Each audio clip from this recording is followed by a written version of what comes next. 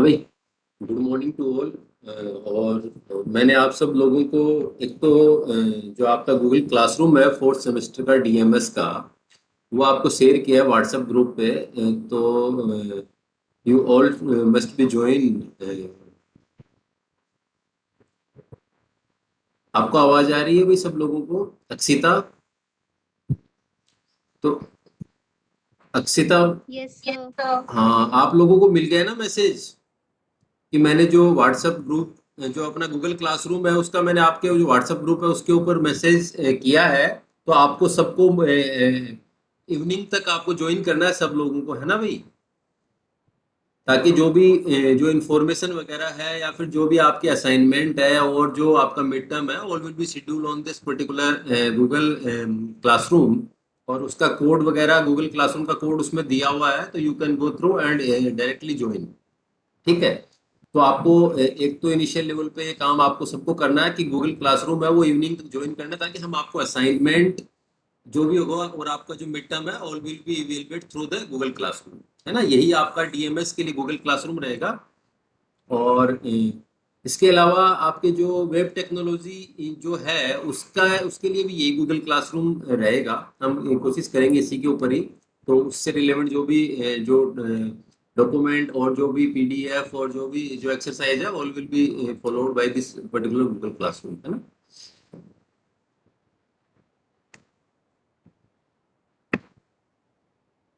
एक last time हम लोग जो डिस्कस कर रहे थे,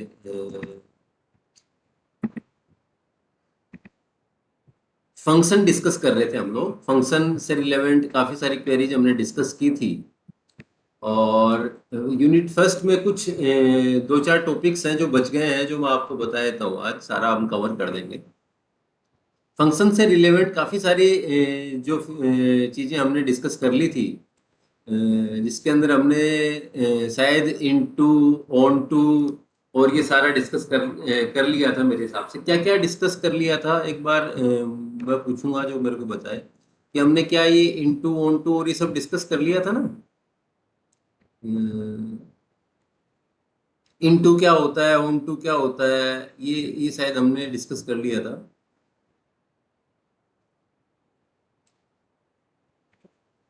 शायद ये लास्ट डायग्राम हमने डिस्कस किया था मेरे हिसाब से। तो you all know about the into and onto जो है वो, और वन टू वन। और ये आपने देखा था कि कोई भी फंक्शन है उसको वन टू वन क्या कहते हैं, और वन टू वन किसको कहते हैं, और इनटू किसको कहते हैं, और ऑन टू किसको कहते हैं।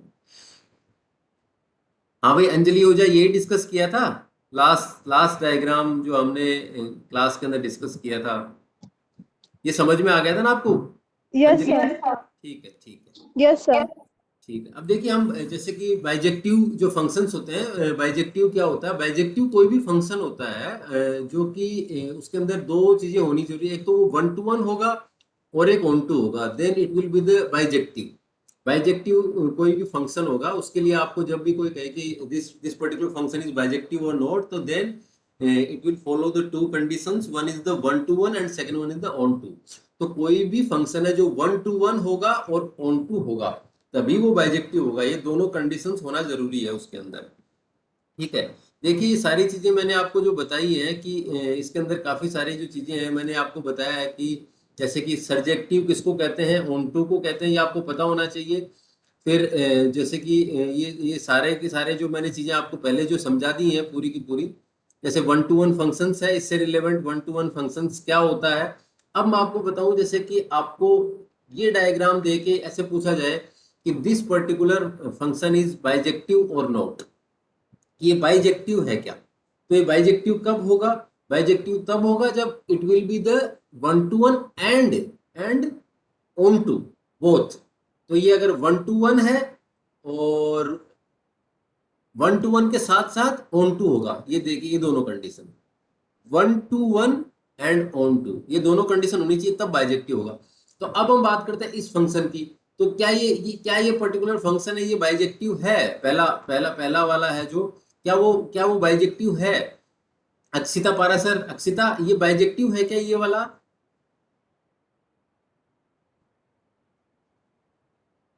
अक्षिता ये बाइजेक्टिव है? दिस पर्टिकुलर डायग्राम और this particular function is bijective और नोट? Yes sir. है। मैं देखिए, मैं एक बार आपको वापस से बताता हूँ डेफिनेशन। बाइजेक्टिव वो होगा जो वन टू वन भी होना चाहिए और ऑन टू भी होना चाहिए, वो बाइजेक्टिव होगा। यानी कि दोनों कंडीशन फुलफिल होनी चाहिए। तो क्या ये पर्टिकुलर पहला फंक्शन है, क्या ये बाइजेक्टिव है? सर नहीं है क्योंकि, नो हम्म? सर, हाँ क्योंकि नहीं है। 1 to 1 नहीं है। ठीक है, ठीक है। हाँ, आयुष, आयुष, ये बाइजेक्टिव है सेकंड? No sir. ये बाइजेक्टिव है सेकंड वाला? नहीं, नहीं है। हाँ, क्यों नहीं है? क्योंकि सर ये ना तो ऑन टू है और ना ही 1 to 1 है। ठीक है, ठीक है।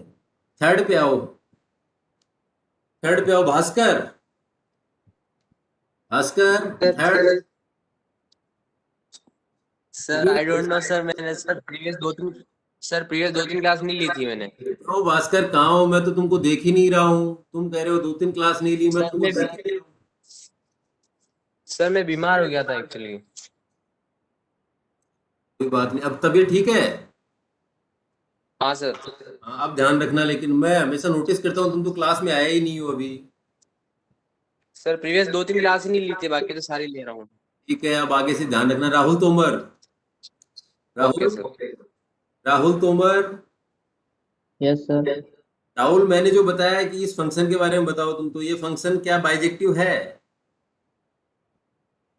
सर ये क्लास नहीं ली थी सर जब ये पढ़ाया था। क्यों क्लास नहीं ले रहे हो राहुल? जबकि मैं बार बार बता रहा हूँ आपको, बार बार मैं आपसे आपकी क्लास में बता रहा हूँ, आप लोग मिड टर्म में पास होना चाह रहे हो, नहीं होना चाह रहे हो भाई? देखिए सर वीडियो, हाँ। सर वो यूट्यूब पे वीडियो लेक्चर डाले थे वो देखे थे मैंने, बट ये वाला नहीं देख पाया था मैंने अभी। तो बहुत ही सिंपल चीजें हैं, मैं बार बार पढ़ाता हूँ आप लोगों को, पूरा अच्छे से समझाता हूँ, और फिर भी आप लोग अगर नहीं ले रहे हैं क्लासेस, जबकि मैंने आपको बताया है कि जो क्लास लेगा उसी की मतलब इंटरनल इवेल्युएशन अच्छा होगा, वरना जो ले नहीं रहा उसका मुझे क्या पता उसको क्या आता है क्या नहीं आता है ना। तो रेगुलर क्लास ओके। लीजिए जब भी क्लास के लिए बोला जाए, है ना। Okay sir. हाँ भाई, प्राची बिरला, प्राची, प्राची ये बताइए इसके बारे में, दिस इज बाइजेक्टिव और नॉट? Yes sir. ठीक है, ठीक है, ठीक है। और डायग्राम नंबर 4, यासी, यासी, डायग्राम नंबर 4 इज बाइजेक्टिव और not? No sir, it's not. It's not because, because क्योंकि ये ऑन टू नहीं है। Very good, very good. तो ये बहुत ही सिंपल कंसेप्ट है, कोई भी आपको दिया हुआ हो कि पर्टिकुलर फंक्शन है वो बाइजेक्टिव है या नहीं है, तो it's very simple, it it it must be one to one and it must be onto. तो अब हम बात करते हैं इनवर्स फंक्शन की। कोई भी फंक्शन है वो इनवर्स कब होता है? तो देखिए, कोई भी फंक्शन इनवर्स कब कब होगा, जब जब जैसे कि कोई फंक्शन है f A from A to B, तो उसका कोई ना कोई जो एफ है ए से बी तक, तो ये ए क्या है बी क्या है ये तो आपको सबको पता ही है। तो उसके अंदर जैसे कि हम कहेंगे इनवर्स फंक्शन जो होगा it will be from B to A every time. If the function is from a to b, then inverse must be from b to a. तो उसका जो ये जो अपन ने जो डिस्कस किए हैं सारा, कि कहाँ से कहाँ तक वो b से a तक होगा, तो इसका जो कोडोमेन और वो जो रेंज जो है वो, और जो इसका जो प्री इमेज है वो सारे चेंज हो जाएंगे आपस में, है ना। तो और इसके लिए जो मैन मैन जो फॉर्मूला रहेगा वो होगा कि फंक्शन का inverse into function equal to I, जहाँ पे ये आई जो है, ये आई क्या है? I is the identity function. आई है, ये आइडेंटिटी फंक्शन है। आई शायद आपने मैथ में पढ़ा होगा, आई जो है वो आइडेंटिटी फंक्शन है ना। तो जैसे कि हम basically if we are going through a diagram, then it will be like this is the A, this is the A, A, A के अंदर जो जो जो है सारे के सारे सेट्स के अंदर जो जो एलिमेंट्स है ए के अंदर, ये बी है। तो अगर हम कह रहे हैं कोई फंक्शन एफ है, वो फंक्शन एफ है वो ए से बी में है, तो फंक्शन एफ है वो ए से बी में है, तो इनवर्स फंक्शन जो है वो कहाँ से कहाँ होगा? Inverse function will be from B to A. Function अगर ए से बी में है तो इनवर्स फंक्शन होगा बी से ए में, इस तरीके से। अब जैसे कि इसको हम इस तरीके से भी समझ सकते हैं कि कोई जैसे कि ये कोई एलिमेंट है, सेट ए का एलिमेंट ए और सेट बी का एलिमेंट है बी। तो अगर हम बात करते हैं कि कोई एक एलिमेंट ए है तो फंक्शन जो है वो इम्प्लाई करेंगे तो एफ ए है, एफ ए वो बी के इक्वल होगा। मतलब हम कहेंगे एफ ऑफ ए जो है f of A equal to B, तो बी की वैल्यू होगी एफ ऑफ ए के इक्वल। और जस्ट इसका इनवर्स कहेंगे, इनवर्स का मतलब होता है ये जो बी है ये इसके अंदर ये लेंगे हम, तो ये बी से ए होगा, तो बी से होगा तो F inverse B equal to A, F inverse B equal to A. तो इस तरीके से इनवर्स फंक्शन होता है। तो ये पर्टिकुलर इनवर्स फंक्शन है। इसको हम अगर कोई भी कहे कि इनवर्स फंक्शन क्या होता है, किस तरीके से होता है, तो F inverse into F equal to I. और इसके अंदर हम we can show through the diagram, this particular diagram. और इसके अंदर ये रहेगा कि कोई भी फंक्शन अगर ए से B, from A to B है, तो inverse function will be from B to A. और ये डायग्राम बना के इसको समझाना है, ठीक है। अब हम बात करते हैं जो आई है, जो आइडेंटिटी जो है वो जो आई जो हमने लिखा है वो आई। तो जैसे कि कोई जो आई है आइडेंटिटी फंक्शन है, इसको बोलते हैं वो फ्रॉम ए से ए के अंदर होगा, फ्रॉम ए से ए। तो जिसको हम कहते हैं for every A, for every A, जो कि जो पर्टिकुलर सेट के अंदर, मतलब ए जो है इस सेट के हर एक एलिमेंट है, उसका जो आई ए है वो ए होगा। मतलब उसका जो एलिमेंट की जो भी वैल्यू डालेंगे वो वही उसका आउटपुट आएगा। मतलब F of A equal to A होगा। अगर मतलब अगर हम बात करें आई की, बात करें आइडेंटिटी की, तो उसके अंदर जैसे कि उस पर्टिकुलर फंक्शन के अंदर कुछ भी डालेंगे तो उसकी वैल्यू, अगर आई ऑफ बी होगा तो बी होगा, आई ऑफ सी होगा तो सी होगा, आई ऑफ डी होगा तो डी होगा। तो आपने आइडेंटिटी फंक्शन बनाया है, जैसे कि आई के अंदर 1 1 1, इस तरीके से आपने आइडेंटिटी फंक्शन बनाया है कि किस तरीके से वो होता है, ठीक है। जैसे कि ये आइडेंटिटी फंक्शन है, तो इस पर्टिकुलर आइडेंटिटी फंक्शन के लिए देखिए आप इसको जो हमने दो अलग अलग तरीके से ग्राफ से और इससे दिखाया है कि उस पर्टिकुलर वैल्यू के लिए, उस पर्टिकुलर वैल्यू के लिए वही जो उसका आउटपुट आएगा वो भी वही आएगा। मतलब I of A equal to A, I of B equal to B, I of C equal to C, I of D equal to D, I of G E, जो भी आप लेंगे उसकी वैल्यू वही आएगी। तो इसको you can also represent the identity function from this. और आप इसको इस तरीके से भी रिप्रेजेंट करते हैं कि अगर आप कोई जैसे मैपिंग कर रहे हैं, this is the x axis and this is the y axis, then if you for every value of x the value of y will be same। जैसे कि x की वैल्यू 1 है तो 1, 0 है तो 0, 2 है तो 2, 3 है तो 3, 4 है तो 4। तो इस तरीके से हम आइडेंटिटी फंक्शन को डिफाइन करते हैं। तो आइडेंटिटी फंक्शन की इंपॉर्टेंस कहाँ, आइडेंटिटी फंक्शन की इंपॉर्टेंस है if we are proving a function, if we are proving a function of the inverse function. मतलब अगर हम कोई इनवर्स फंक्शन के बारे में बता रहे हैं तो F inverse into F equal to I, है ना।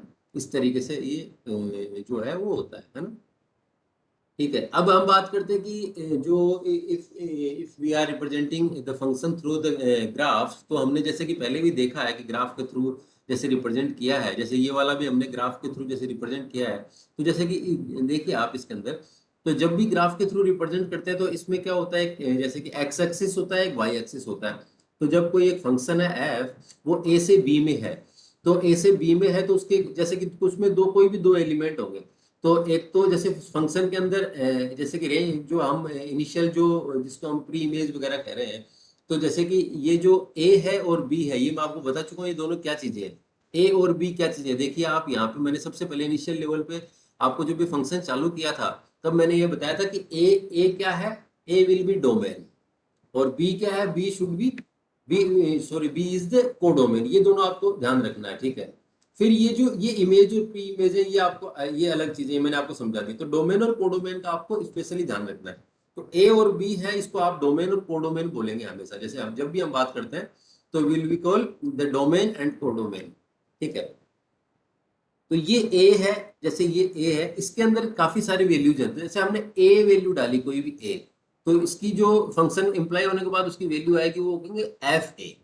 तो इसके अंदर दो एलिमेंट आए, एक तो ए और एक एफ ए। तो इनको अब हमें क्या करना है, we should represent this particular point on the graph. तो ग्राफ के अंदर दो एक्सिस है, एक एक्स एक्सिस एक वाई एक्सिस। तो it will be represent on the x axis and it will be represent on the y axis, ठीक है। तो जैसा कि हमने ग्राफ वगैरह काफी प्लॉट किए हैं, तो देखिए जैसे ये एक पर्टिकुलर ग्राफ है, इसके अंदर जैसे इसने यहाँ पे फंक्शन लिया है 2n+1। तो n कोई भी जैसे आपने नेचुरल नंबर ले लिया, कोई इंटीजर नंबर आपने लिया है इसमें। तो इंटीजर नंबर आप कोई भी n की वैल्यू जैसे आपने 1 ली, पहले 0 ली, तो n की वैल्यू 0 ली, तो इसके अंदर 0 लेंगे तो एन की वैल्यू 0, ये एक्स एक्सिस है, ये वाई एक्सिस है, तो ये 0 है, तो इसके अंदर एफ ऑफ एन या वाई एक्सिस की वैल्यू क्या होगी 1, तो ये लीजिए, क्योंकि ये 0 हो गई तो f n equal to f of 0 equal to 1 हो गया। अब आपने इसकी वैल्यू ले ली 1, अगर आपने एन की वैल्यू ली 1 तो what will be the value of y? Shivang Joshi, Shivang n की वैल्यू 1 लेंगे तो वाई की वैल्यू क्या हो जाएगी? एफ एन की वैल्यू तो 3 हो जाएगी। ये यहाँ पे इस तरीके से, ठीक है। अब इसी तरीके से जैसे कि इसकी वैल्यू हमने 2 ले ली तो 5 हो जाएगी इस तरीके से, तो we can represent the function through this particular graph. तो ये जो सारा का सारा फंक्शन से रिलेवेंट कंसेप्ट था, ठीक है। इसके बाद में इसमें जो कुछ चीजें और जैसे कि इसके अंदर एक जो थ्योरम प्रूविंग कंसेप्ट है वो भी आपके इसके अंदर दिया हुआ है, तो जो थ्योरम प्रूविंग टेक्निक्स हैं उससे रिलेवेंट। तो basically if we are going through the theorem relevant techniques और थ्योरम प्रूविंग टेक्निक्स, तो basically there are the mainly we are using the 4 or 5 techniques for this particular theorem proving technique। Theorem proving का मतलब क्या होता है? कोई भी चीज देखिए आप, जो मैथमेटिकल प्रूव टेक्निक्स होती हैं, मैथमेटिकल प्रूव टेक्निक्स में आपने देखा होगा कि प्रूव दिस या फिर प्रूव दिस, तो आपको अगर कोई चीज प्रूव करनी है तो आपने देखा होगा कि भाई ये चीज अगर ट्रू है तो ये चीज भी ट्रू है या नहीं है, ये चीज फॉल्स है तो ये चीज क्या है, ट्रू फॉल्स आपने देखा होगा। So basically, we are using the various techniques for the proving techniques. One is the direct technique, another is the indirect contradiction or the by implications, and there are also some of the other techniques we can use for the proof technique. But basically in your course there are the these particular techniques। तो जैसे आपके एक तो हो गया direct, हो गया indirect, हो गया कॉन्ट्राडिक्शन, हो गया या कॉन्ट्राडिक्टरी कंडीशन हो गई, या फिर जो बाय इम्प्लीकेशन है ना। तो basically these are the theorem proving techniques. तो उसके अंदर अगर हम बात करते हैं कि प्रूफ क्या होता है, तो प्रूफ हमने जैसा कि देखा है कि मैथमेटिकल प्रूफ है, उसके अंदर कोई भी स्टेटमेंट है, तो मैथमेटिकल प्रूफ के अंदर कोई भी स्टेटमेंट है उसको प्रूफ करना है, तो जो स्टेटमेंट है, the statement is a sequence of the logically valid statement that connect the axiom, definition and already the validate statement into the demonstration of the correctness of S। मतलब it will be mathematical proof will suggest that this particular statement is include all the validatory things, है ना। तो ये prove करना होगा कि भाई ये चीज ऐसे है, ये चीज ऐसे है। तो देखिए हम किस तरीके से इन टेक्निक के थ्रू करते हैं। सिंपल अगर हम बात करते हैं direct proving, direct proof by direct method, और डायरेक्ट प्रूफ कैसे करते हैं, तो अगर कोई पर्टिकुलर एक स्टेटमेंट है उसको प्रूव करना है कि ये कैसे, देखिए कैसे करेंगे। अगर हमें जैसे कि जैसे हमने मतलब कोई स्टेटमेंट है पी ए और एक स्टेटमेंट है क्यू ए, तो पर्टिकुलर पी ए और क्यू ए। तो अगर हम कहेंगे कि अगर पी ए या पी एक्स है for every x, her x के लिए, एक्स की वैल्यू ए हो सकती है, बी हो सकती है, सी हो सकती है, डी हो सकती है, कोई भी हो सकती है। तो अगर हम डायरेक्ट प्रूव कर रहे हैं तो हम कहेंगे for every x P x implies Q x, P x implies Q x. इसका मतलब क्या हुआ देखिए आप, इसका मतलब ये हुआ कि अगर पी एक्स अगर सही है, पी एक्स अगर ट्रू है तो क्यू एक्स ट्रू होगा, इट्स इंप्लाइज।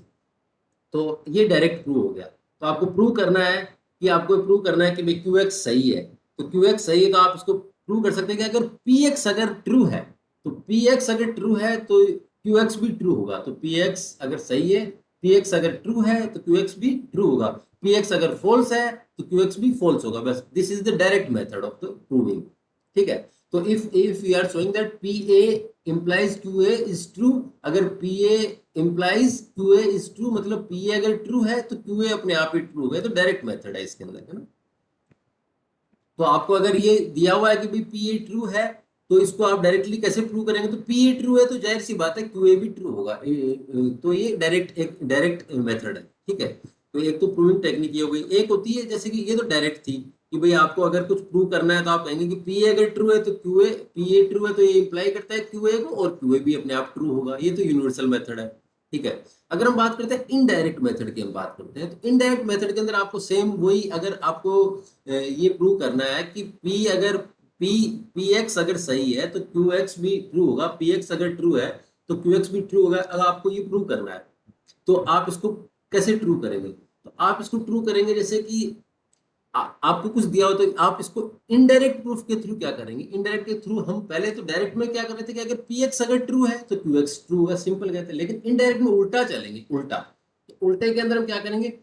क्यू जैसे कि क्यू है वो अगर गलत है, मतलब ये नोट क्यू, अगर नोट क्यू कहेंगे कि note Q implies note P, मतलब नोट क्यू, ये क्यू अगर गलत है तो क्यू अगर गलत है तो पी भी गलत होना चाहिए।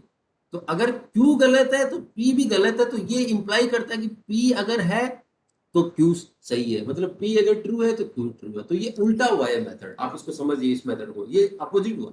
मतलब हम अगर प्रूव करना चाह रहे हैं कि पी इंप्लाइज क्यू, प्रूव करना चाह रहे हैं कि पी अगर सही है, पी अगर ट्रू है तो क्यू भी ट्रू है, ये हमें प्रूव करना है। तो डायरेक्ट में तो हम कर देंगे कि पी ट्रू है तो क्यू भी ट्रू है। लेकिन अगर हम बात करते हैं इनडायरेक्ट मेथड की, इनडायरेक्ट में इसको गलत साबित करेंगे हम।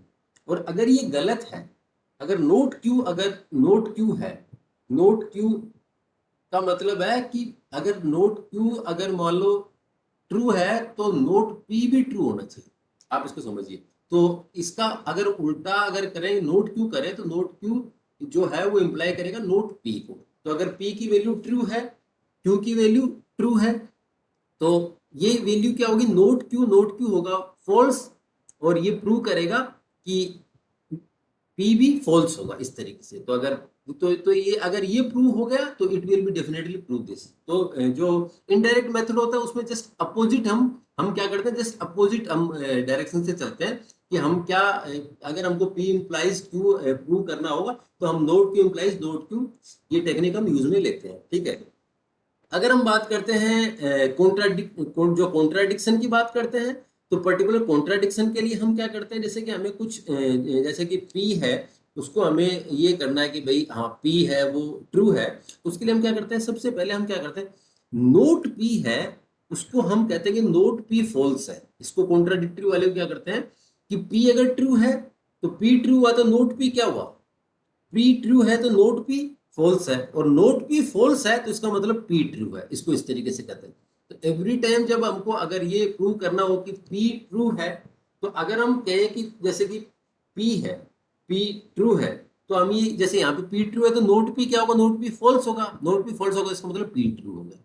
और अगर हम कहें पी जैसे फॉल्स है तो पी फॉल्स है तो नोट पी क्या होगा? नोट पी ट्रू होगा। नोट पी अगर ट्रू हुआ तो इसका मतलब नोट पी फॉल्स, ये कह रहा है नोट पी फॉल्स है तो इसका मतलब ये गलत है ना। तो if we are truing the p अगर ट्रू है तो हम क्या करेंगे, नोट पी को फॉल्स, हम क्या करेंगे, नोट पी को फॉल्स हम प्रूव कर देंगे और फिर हम कहेंगे कि पी ट्रू है, ठीक है।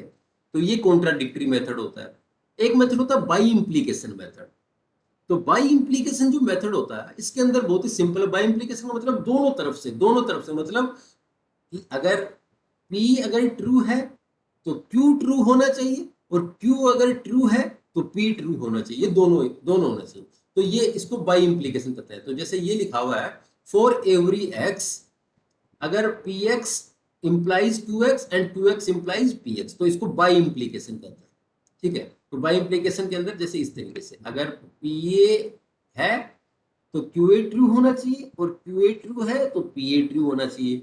तो इसके अंदर, या फिर इसको इस तरीके से भी लिख सकते हैं कि P implies Q and Q implies, ठीक है। तो ये दोनों चीजें होनी चाहिए। तो पी जैसे कि इसके अंदर ये कि पी अगर ट्रू है, पी हम माने पी ट्रू है तो हम क्या कहेंगे, क्यू भी ट्रू होगा। और अगर क्यू ट्रू है तो ये बताएंगे कि पी ट्रू है। तो ये शो करना है कि भाई पी ट्रू है तो ये बताएंगे क्यू भी ट्रू होगा। तो कैसे करेंगे भाई, पी ट्रू है तो क्यू कैसे ट्रू होगा, और फिर क्यू ट्रू है तो पी कैसे ट्रू होगा। तो ये दोनों चीजें होनी चाहिए उसके अंदर।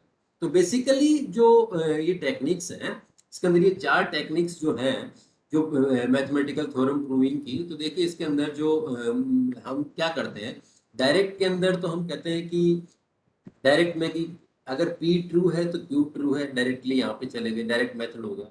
इनडायरेक्ट में उल्टा पकड़ते हैं कि अगर हमें प्रूव करना है कि P ट्रू है तो हम क्या करते हैं, नोट Q ट्रू है, note Q implies note P, ये प्रूव करते हैं इसके अंदर। डायरेक्ट में तो P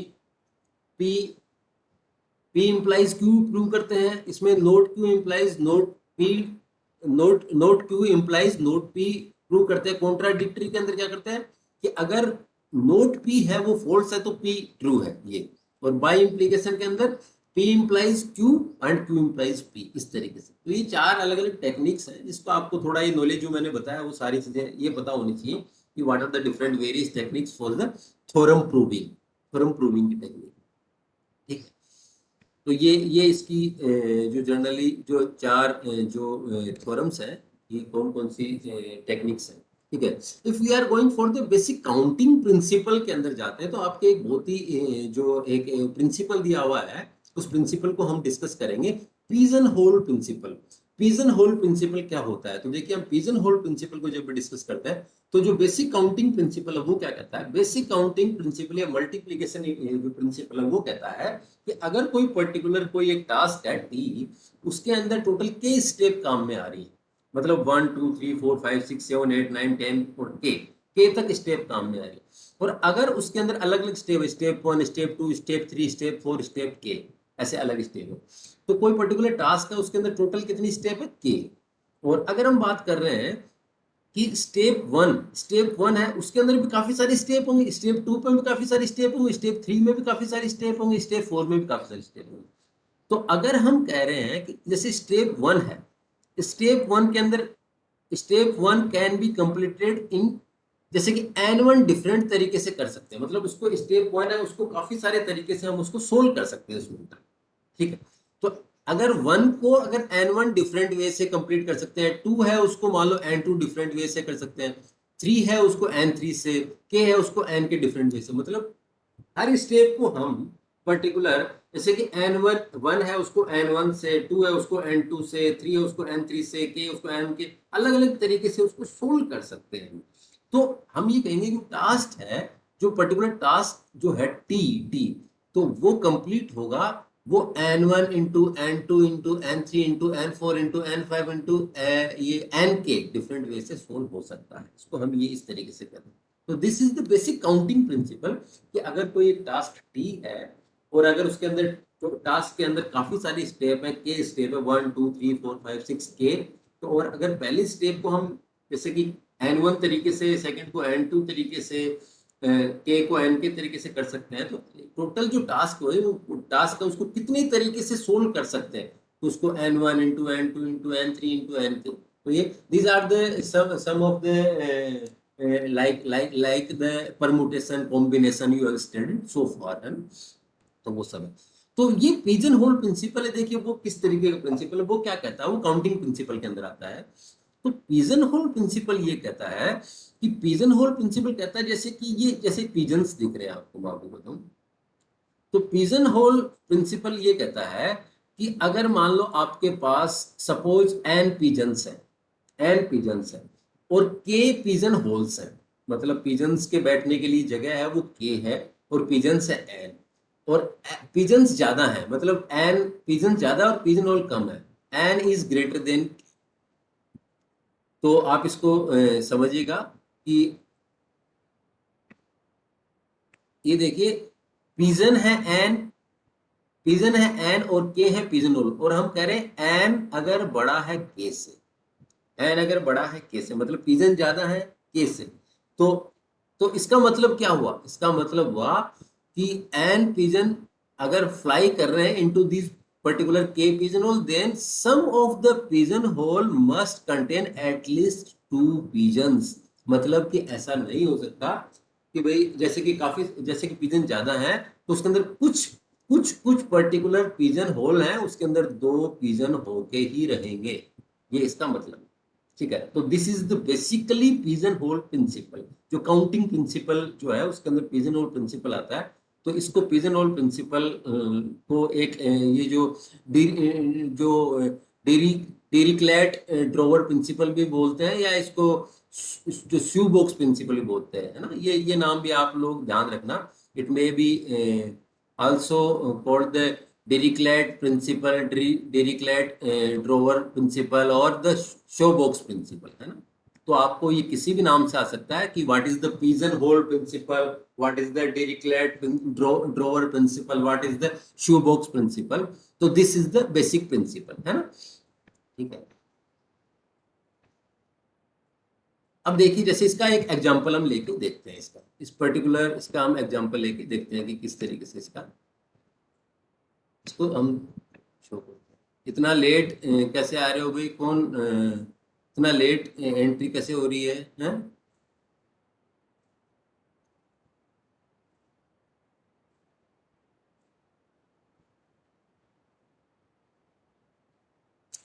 आप लोग लास्ट में, क्लास के लास्ट में इतना लेट ज्वाइन क्यों करते हो अविनाश, हैं?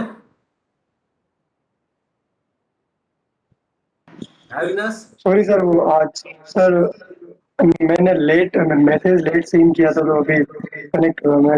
मैसेज तो मैंने आधे घंटे पहले ही भेजा था, मेरे हिसाब से क्लास से भी पहले भेजा था, आधे घंटे पहले मिनिमम। ठीक है, यस सर, आप अभी सीन है अभी। ठीक ठीक है। देखिए आप जो पिजन होल प्रिंसिपल है, पिजन होल प्रिंसिपल को हमने समझ लिया। एक बार पिजन होल प्रिंसिपल को एक बार फिर से जो है वो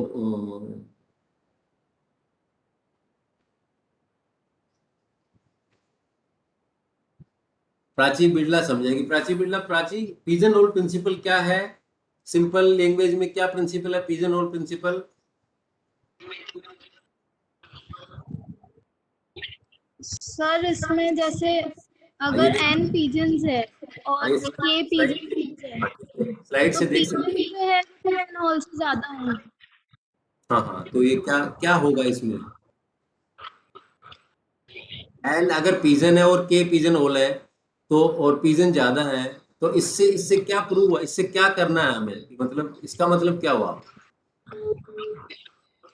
इसका मतलब ये हुआ कि जब भी, सर हाँ हाँ हाँ बताइए।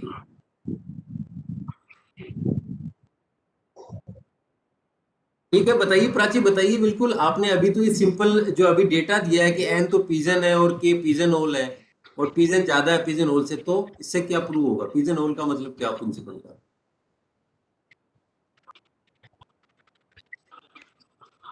ठीक है, सर कोई तो बात। पिजन हॉल में पिजन सेट करेंगे तो एक हाँ हाँ ठीक है, आप म्यूट कर लीजिए एक बार। हाँ वगीसा, वगीसा, वगीसा, पिजन होल प्रिंसिपल क्या है? सर अगर पिजन ज्यादा है होल से तो अगर ऐसे कुछ होल्स होंगे जिसमें एटलीस्ट 2 पिजन्स तो होंगे। Yes yes, this is the mainly sir तो फैक्ट। हाँ हाँ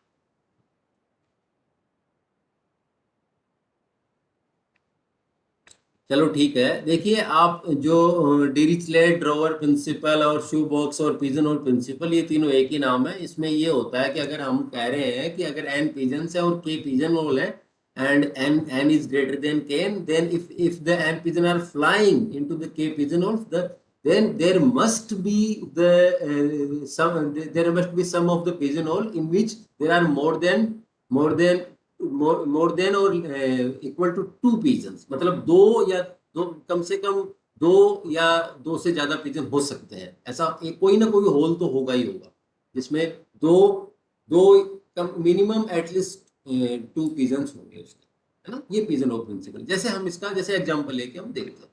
ठीक है, बहुत सिंपल है, लेकिन लोग इसके नाम से डर जाते हैं कई बार कि सर ये पिजन होल प्रिंसिपल एग्जाम में आ गया, समझ में नहीं आया। बहुत इजी है। अब देखिए इसका एग्जांपल लेके देखते हैं। Suppose that there are the n pigeons and the k pigeon hole, और n की वैल्यू ग्रेटर देन है k से, एंड m क्या है, m हम निकाल रहे हैं, m is the n upon k की upper ceiling, n upon k, n जहां पे n क्या है पिजन्स और k क्या है पिजन होल, और इनकी अपर सीलिंग। अब अपर सीलिंग जो है उसका मतलब आप लोग शायद समझ गए होंगे बिल्कुल ही, मैं जहां तक समझ रहा हूँ। क्यों भाई सौरभ, अपर सीलिंग, ये अपर सीलिंग का मतलब अपर सीलिंग और लोअर बाउंड्री इनका पता है ना, अपर बाउंड्री लोअर, अपर सीलिंग लोअर सीलिंग, ये जानते हो क्या भाई इसका, या नहीं जानते हो? सर इसका मतलब होगा कि वैल्यू लोअर देन होगी। हाँ, वेरी गुड वेरी गुड।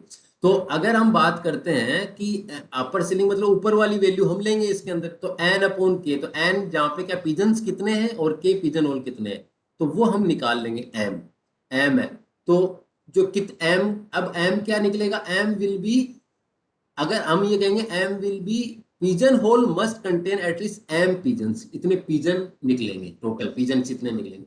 तो अगर if the n pigeons fly into these k pigeon holes, then some pigeon hole must contain at least m pigeons। तो m की जो वैल्यू होगी वो निकल जाएगी। m की वैल्यू हमें अपर सीलिंग में लेनी है, ठीक है। वो जैसे एग्जांपल लेके देखते हैं, suppose there are the 50 people in a room, अगर कोई रूम के अंदर 50 लोग हैं और at least 5 of these people must have their birthday in the same month, ठीक है। तो 5 जो एटलीस्ट जो 5 लोग हैं उनमें से there must have their birthday in the same month, एक ही मतलब एक ही महीने के अंदर है उन 5 लोगों का बर्थडे, ठीक है। तो we can think people as a pigeon, जैसे कि हम मान लेते हैं कि भाई पीपल को पिजन की तरह मान लेते हैं, एंड द मंथ उसको पिजन होल मान लेते हैं, ठीक है। उसको कि भाई पिजन होल जो है मंथ, टोटल मंथ जो है, तो टोटल जो पर्सन्स हैं वो तो कितने हैं, टोटल पर्सन्स हैं वो तो है 50 लोग, तो हम पिजन की जगह उसको कहते हैं 50 लोग। और टोटल मंथ कितने होते हैं,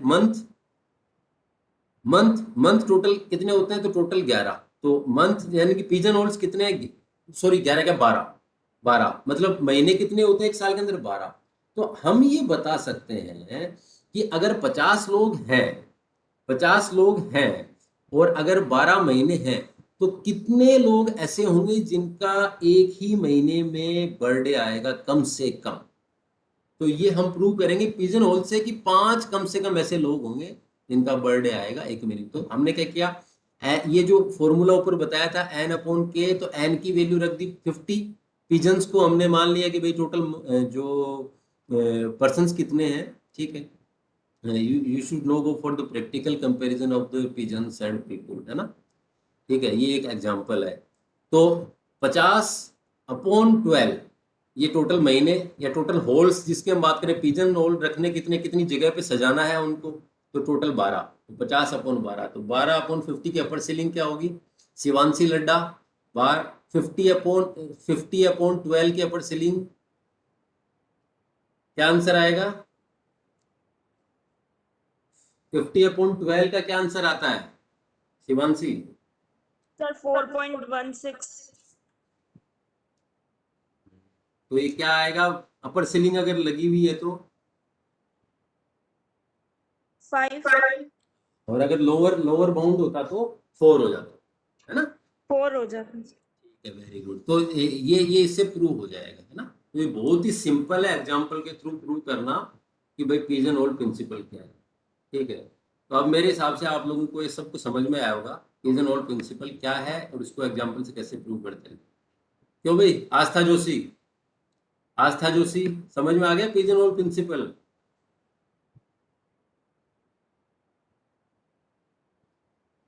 यस सर। ठीक है। हाँ भाई भास्कर सर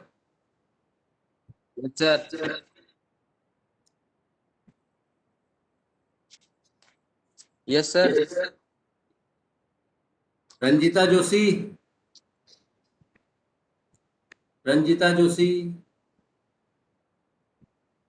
सॉरी, ये रंजीता सोनी है ना, सॉरी रोशनी सोनी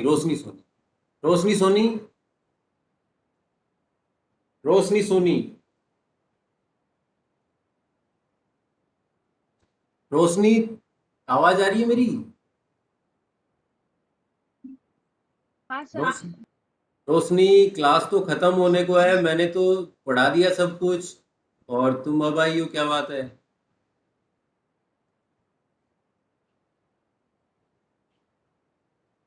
सर मैसेज लेट देखा था। तो आधे घंटे में भी नहीं देखते क्या मैसेज? आधे घंटे में मैसेज नहीं देखते क्या? आज के टाइम में you are working in the digital India and you are not, मतलब और तो मैसेज देख लेते हो तुम लोग, बाकी अपने जो खुद के काम के हैं वो वाले हैं। ये क्लास के ये मैसेज नहीं देखते हो बस। तो देखिए भाई ये सारा आपको पढ़ना है, ठीक है। तो जैसे कि हमने डिस्कस किया कि कौन कौन से इन्वर्स फंक्शन क्या होते हैं, और इसके अलावा जो अगर थ्योरम प्रूविंग टेक्निक्स हैं वो कौन कौन सी, 4 डायरेक्ट, इनडायरेक्ट, जो कॉन्ट्राडिक्टरी और जो बाय इम्प्लीकेशन जो है, तो वे कौन कौन सी थ्योरम्स होती हैं, what is the pigeon principle, shoe box principle जो भी है, ठीक है, और what is the example of the pigeon principle, ये सारा पढ़ना है। और आपको जो क्लासरूम, मैंने गूगल क्लासरूम का जो कोड शेयर किया है, you should join this particular Google classroom, ठीक है। शाम तक आपको करना है ताकि हम इसके अंदर कोई भी मैसेज वगैरह हम भेजेंगे, ठीक है। तो अभी आप लोग अपना जो अटेंडेंस है वो आप उसके अंदर मार्क कर दीजिए चैट बॉक्स के अंदर, ठीक है।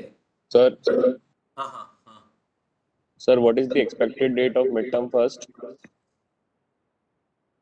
कभी भी हो सकता है, देखो कभी भी हो सकता है, आपको बता दिया जाएगा 5-4 दिन पहले, और हो सकता है 5-10 दिन के अंदर, 10-1 दिन में हो भी जाए, ठीक है, आपको बता दिया जाएगा। लेकिन जो हमने जो पढ़ाया है वही आएगा मिड टर्म के अंदर, है ना, मे भी 10 दिन, है ना। ठीक है, आप लोग इसके अंदर अपना चैट बॉक्स के अंदर अटेंडेंस है वो मार्क कर दीजिए, एंड यू कैन लीव।